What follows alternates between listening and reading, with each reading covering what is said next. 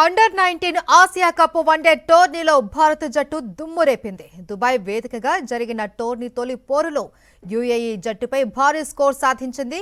50 ఓవర్లలో 6 వికెట్ల నష్టానికి 432 పరుగులు సాధించింది.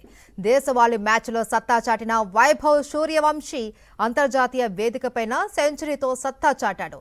9 ఫోర్లు 14 సిక్స్లతో చెలరేగి ఏకంగా 171 పరుగులు చేశాడు. అలాగే అరోన్ జార్జ్, విహాన్ మల్హోత్రాలు చెరో 69 రన్స్తో విజృంభించారు.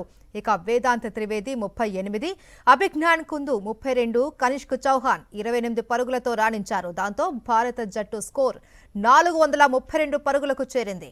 భారత్ విధించిన 433 పరుగుల లక్ష్యాన్ని ఛేదించేందుకు యుఏఈ జట్టు బ్యాటర్లు సిద్ధమయ్యారు.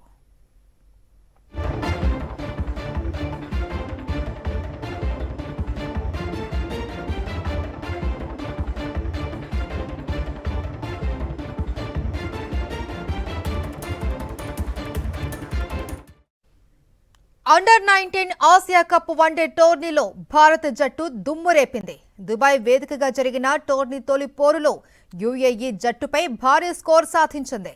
50 ఓవర్లలో 6 వికెట్ల నష్టానికి 432 పరుగులు సాధించింది.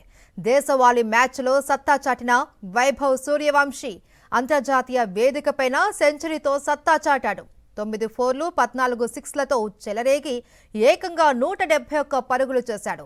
అలాగే అరోన్ జార్జ్, విహాన్ మల్హోత్రాలు చెరో 69 రన్స్తో విజృంభించారు. ఇక వేదాంత్ త్రివేది 38, అభిజ్ఞాన్ కుందు 32, కనిష్క్ చౌహాన్ 28 పరుగులతో రాణించారు.